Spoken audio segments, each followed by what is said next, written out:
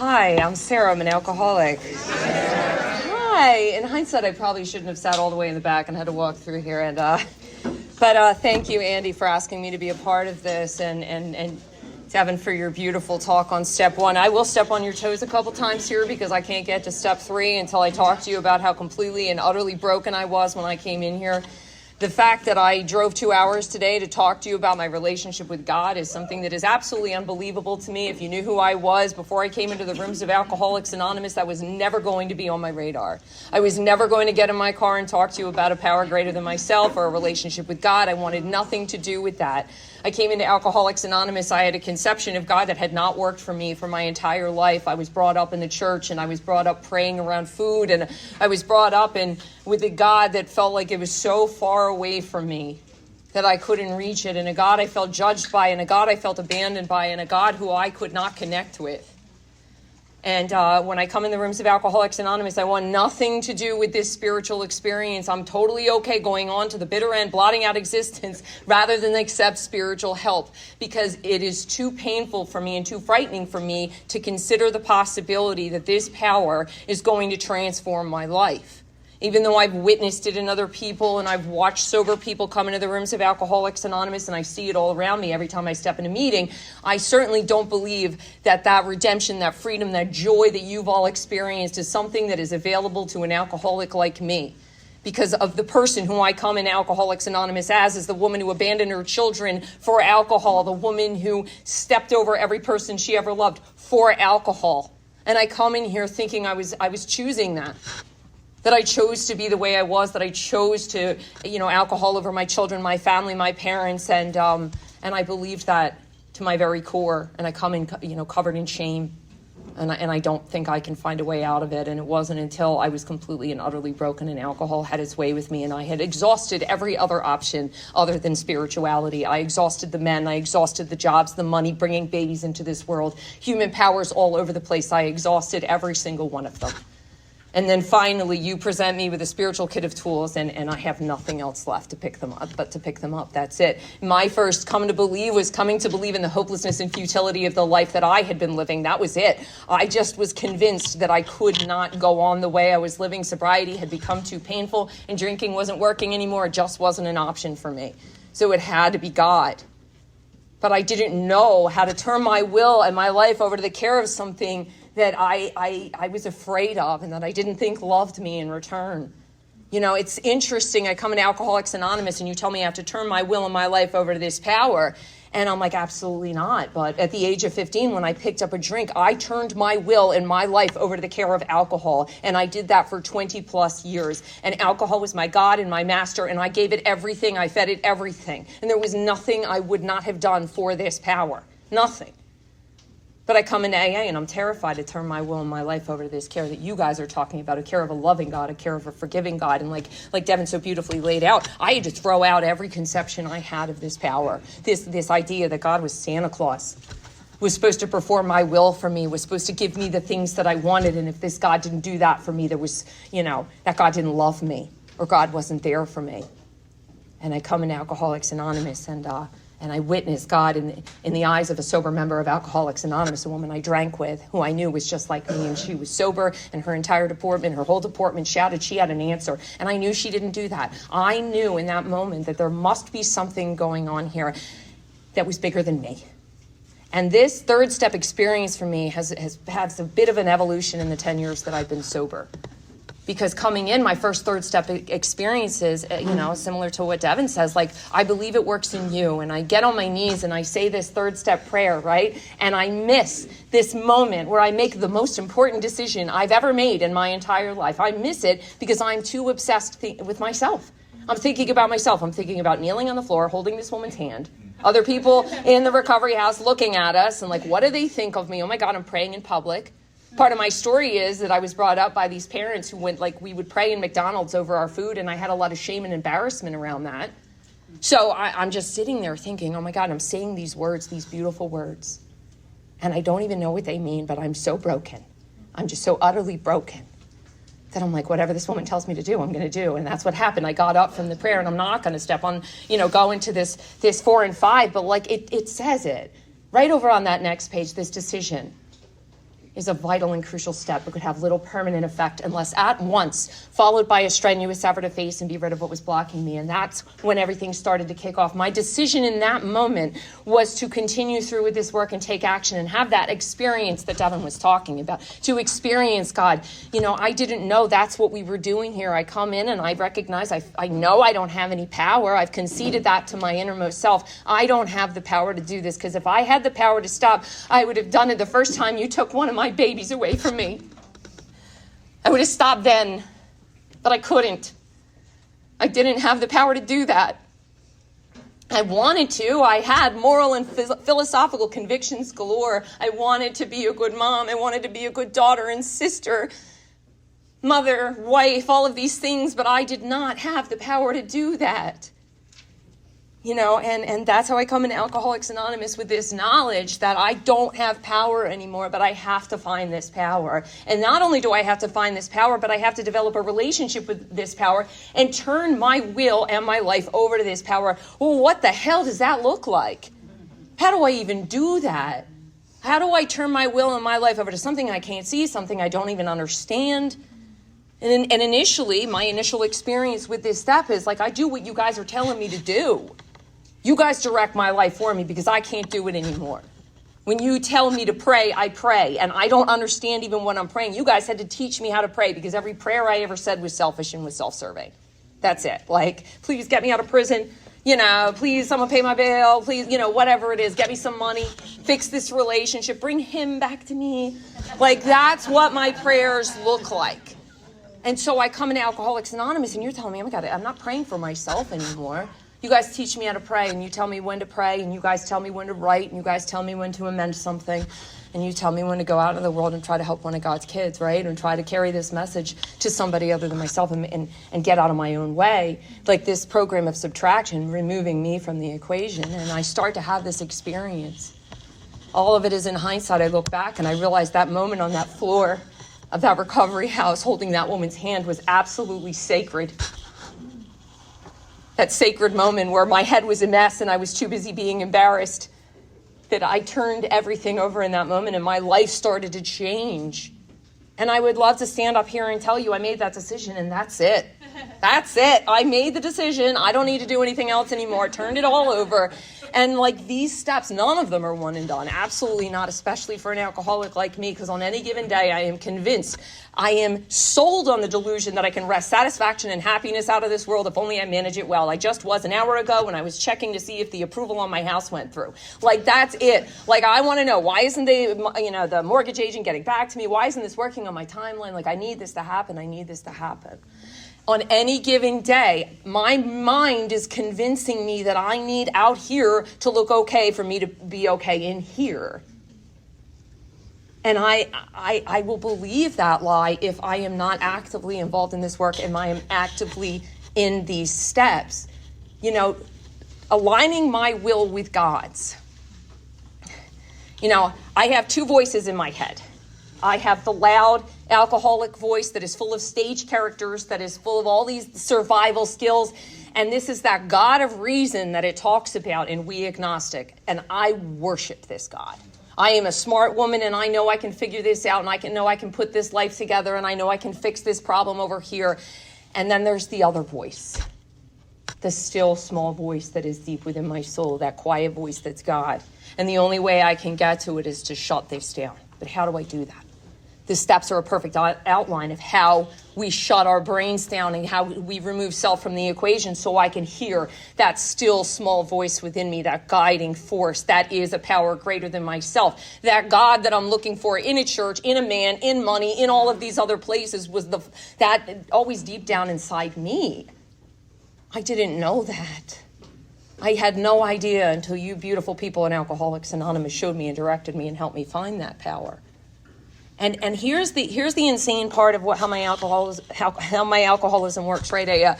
I come in and I have this amazing experience, and I watch these miracles God has performed me in my life. One of the biggest ones being the fact that I'm actually sober.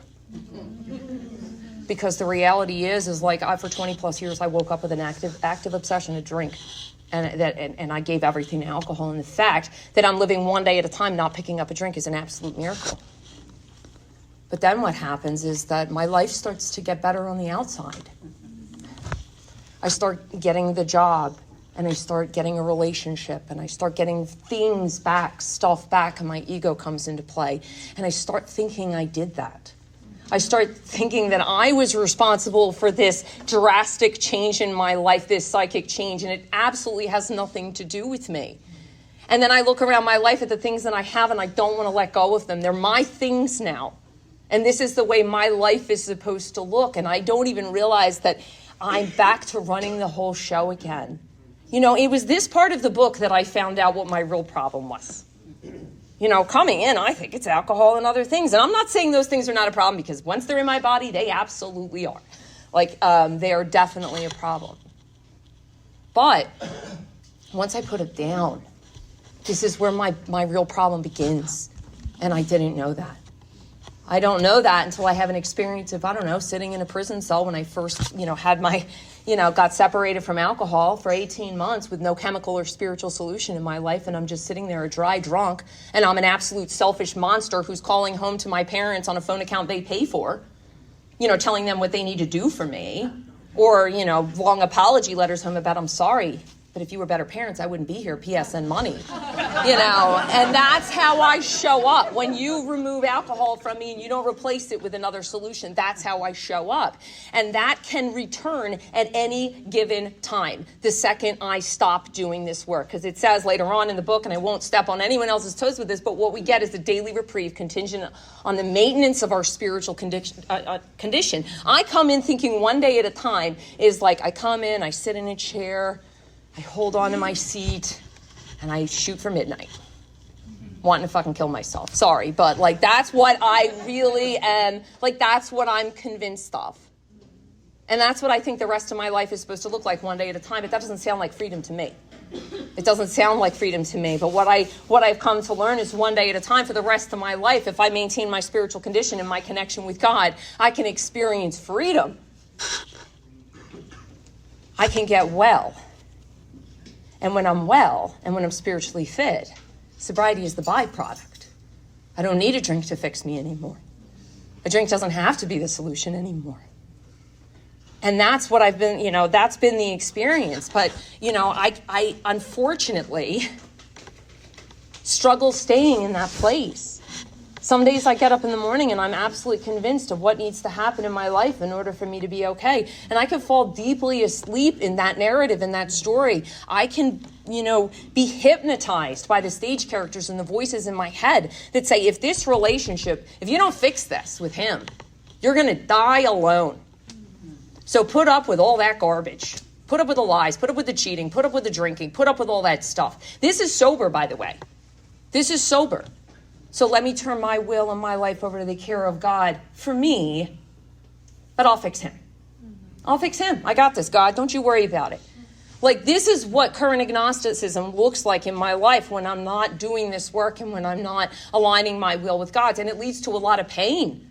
It leads to a lot of current suffering if I'm not, seeking God and trying to move out of my own way. And that takes a lot of work. And again, it involves inventory and prayer and all the work that we do in the later steps. Every single time I've had the experience of stepping out of my own way, I've seen what God can do for me. I've seen it. I had a few years ago, I was stuck. No, not even. It was last year. I'm sorry, I'm insane. But last year I was at this job. I'd been in it for 5 years. And, it was okay. I made okay money. Things are going really well. But I'm just I don't think I'm ever going anywhere here. And I started applying for jobs like crazy. And I'm going all around. I'm applying here. This is what I need to be okay. I need this job. And I'm getting shot down, but I'm also getting job offers. And then I'm sitting there weighing the pros and cons, right? Using the God of reason to try to figure out what my employment should look like. So this place pays more money, but it's in Jersey and I don't feel like taking the bridge and, back and forth and back and forth. And it was making my head crazy. It's impossible to live in the place of peace and the place of God when I'm relying on the God of reason and I'm going back and forth in my head about what I should and should not do, right? Finally, I had a job interview and I canceled. I just didn't want to do this anymore. I had that moment where I was just like sick of living this way. And I canceled this job interview. I called them up and I said, listen, I don't want to waste your time. I'm busy today. I can't do it. And they said, well, call us back if you change your mind in the next couple of days. I'm like, sure, with no intention of doing that. None whatsoever. And I met up with my sponsor that night and I was talking to her and she asked me how the job hunt was going. And I was like, I'm done. Like, I'm going to graduate college soon. When that happens, I'll see where God wants me. But I'm pretty sure, like, I had this peace. And then 24 hours later, the managing partner for that job I had applied for called me himself and said, I need you to come in. This resume is amazing. And that man not only sat in front of me and offered me a job, but he offered it knowing I'm an 11-time felon, that I'm an alcoholic in recovery, and he offered it to me anyway. Coming from a job where I had to lie about who I was every single day and not tell anybody. This is what God does for me when I step out of my way and I allow God to do God's will for me. The only problem is I forget that. I forget that. I think I need this, I need this, I need this. And here's another hard truth. Sometimes God's will sucks. It really does. It really does. It really sucked in 2015 when my sister died. That was God's will. Because my will, Sarah's will, is that she's still here with me. That's what my will would be, but my sister suffered horribly, and I don't consider that. I take reality personally. I take life personally. God did this to me. He took my sister from me, and I got this experience where God was present in all of that. And I felt God, and I felt this power flow within me, and God carried me through that. And I knew God was present, but it doesn't mean I like it. It doesn't mean I like it. And it doesn't mean a month ago when my baby brother died of this disease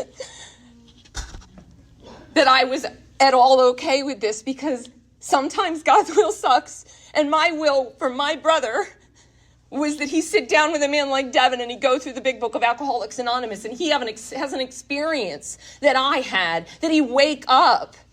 In our last phone conversation, we argued because my will was that he take accountability for his life and stop blaming mommy and daddy. That was Sarah's will. And thank God for the 12 steps and his sponsor and the willingness to take suggestions. I cleaned that up before he died. But my will is that he get this. And when he died, that was not my will.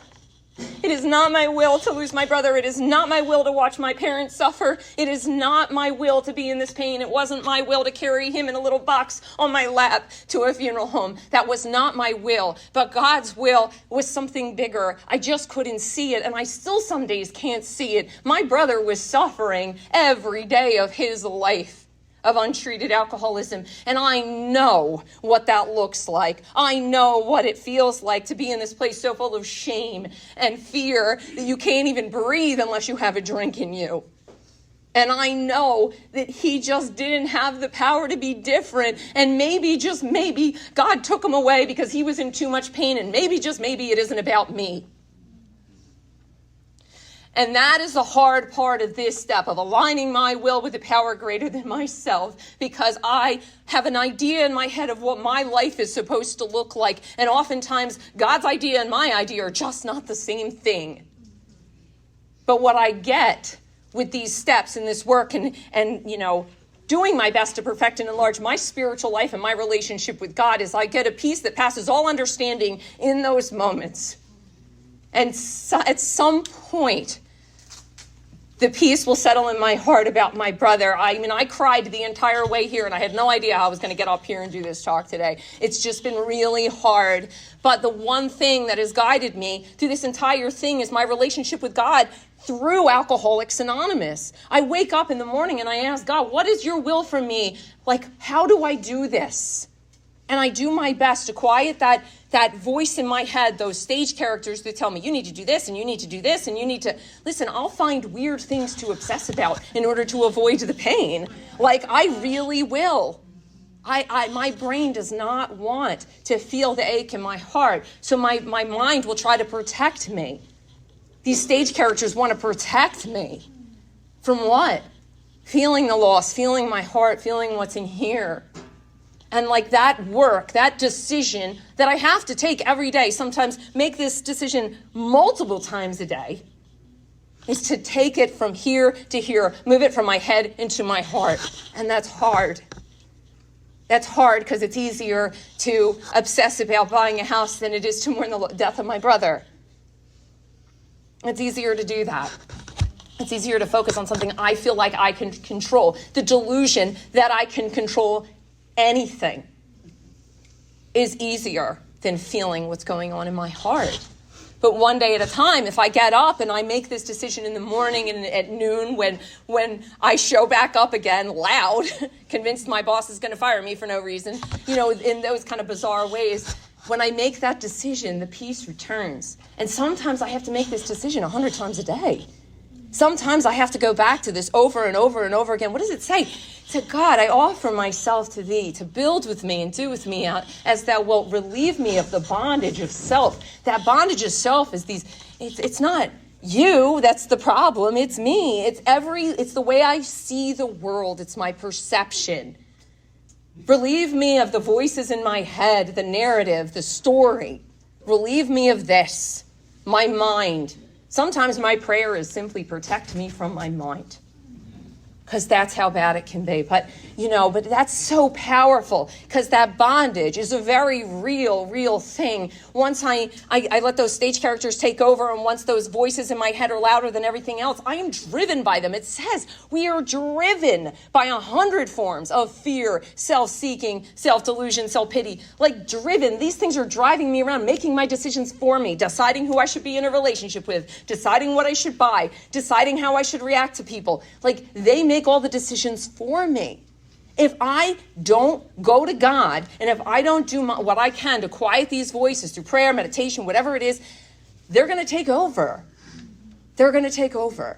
And then I'm back to the shame that you talked about, sober, making horrible decisions sober, having an 8-year sober and a men's list that was 26 people long, sober. And these weren't like, oh, I'm sorry, I cut you off in traffic amends. They were big, because I am my problem. It's selfishness and self-centeredness. That we think is the root of our troubles, not alcohol. Not alcohol. Who knew, right? Alcohol was doing something for me. I was actually talking to a friend of mine the other day about how there were ways that I caused less harm when I was getting loaded. I'm not saying I didn't hurt people. Like I don't ever buy into that lie that my drinking only harms me. I'm talking about I experienced that sense of ease and comfort, and I was nice. I don't care. Like, sure. Okay. But you get me driven by 100 forms of fear, self-seeking, self-pity, all of that, forget it. I step on the toes of my fellows and I all over the place, because I think, not only do I think I know how I should live, but I'm absolutely convinced of how you should live and what you need to feel better. And I will be completely sold on this idea. And then I give you this script in my head, by the way. You've never actually gotten this script. But there's a script. And if you deviate from it, there comes the resentment. Setting myself up for all the problems that come after, and that's the whole thing. And that's it. That's the biggest delusion. I had that delusion long before I came in Alcoholics Anonymous. Actually, long before I picked up a drink, I had a delusion that it had everything to do with the outside and nothing to do with the inside. Even when I was a little kid, if I just had more friends, if my parents would just stop moving around, if all of these things, if we had more money, I would be okay. I've always fallen victim to that delusion. Then as I got older, if I just get married like my sisters and have the 2.5 children, I didn't even want to be a mother, by the way. I had babies because I thought they would bring me satisfaction. I thought that if I did things on the outside, they would make me okay inside. And today, I can still believe that. I can still dress up the outside and have all these great things going on, and I can walk out and see my brand new car and be like, there's one ding in it. Well, you know what? This is garbage. This is garbage. It's just this is for me, has probably been one of the hardest journeys in Alcoholics Anonymous, is understanding which voice to listen to. I wish they sounded different. Oftentimes the voice in my head sounds a lot like God. I'm like, yeah, that's a great idea. I'm sure he's reformed now. I'm sure he's a better dude. Let me get back together with him more. Sure, he's telling the truth this time. I want to believe it. Why do I want to believe it? Because I want my will to be God's will. That's all it is. That's all it is. And when I'm able to step out of my own way, and when I'm able to truly, turn my will and my life over to the care of God, miracles happen. Miracles happen, like walking through all this pain and all this loss, and not once thinking about picking up a drink and being of maximum service to God and my family and my mom and my dad and my sisters. And, I remember, I'm going off a little here, but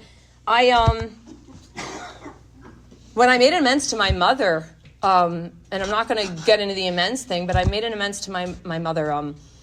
I asked what I could do to make it right, and she said, I need you to be a living example of recovery to your brother. And I was on the phone with her the other day, and I said, Mom, do you remember when I made my amends to you, and do you remember what you asked me to do, and do you think I failed? And my father was in the car, and I didn't know this, right? I said this in this moment, and I didn't know it, and they both chimed up at the same time, no, loud, emphatic, no. And my father jumped in, and he said, no, in fact, it was the opposite.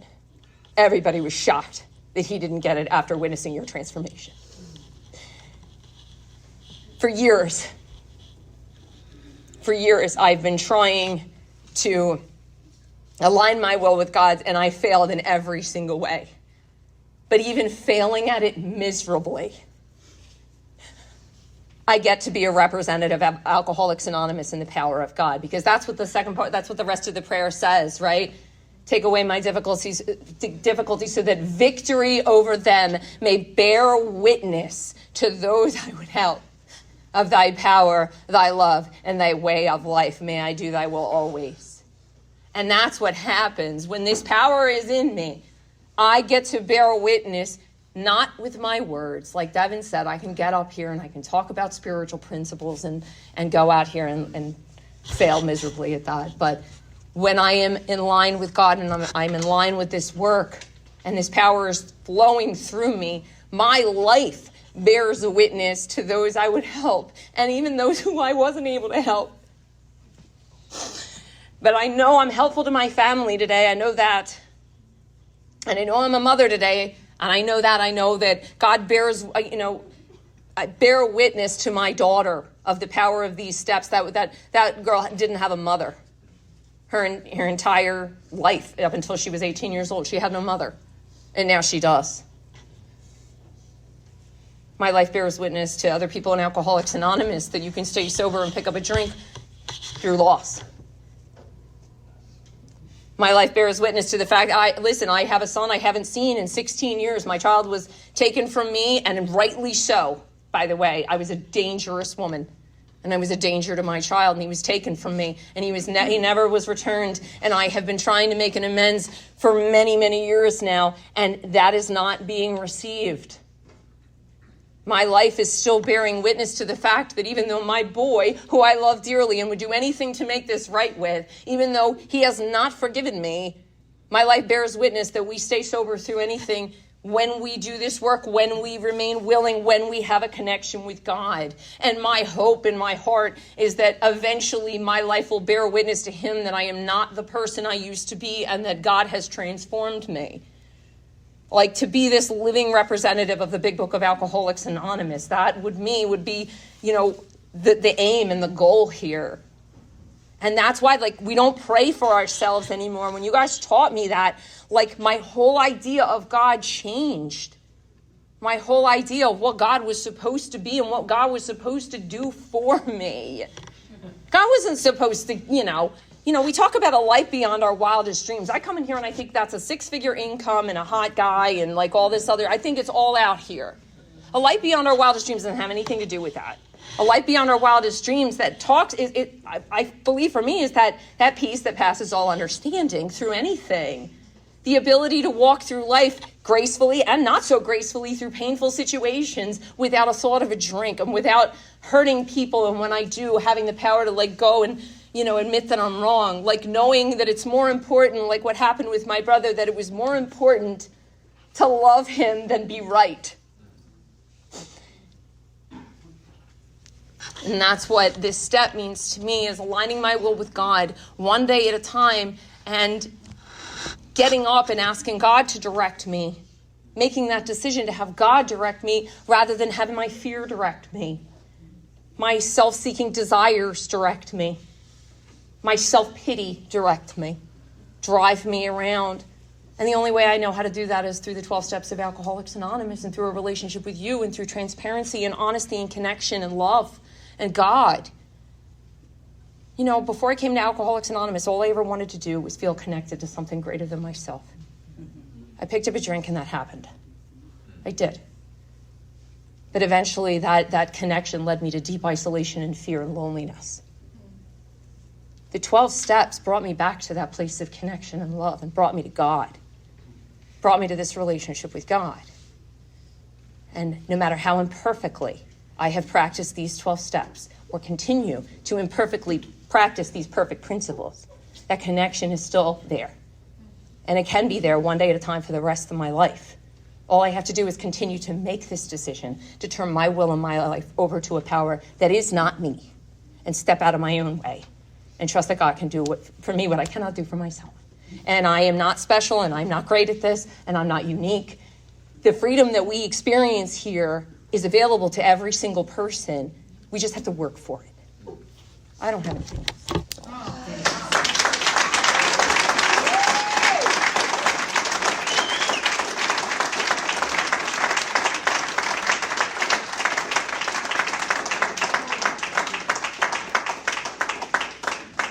All right, we're going to do another break and then get rolling in the next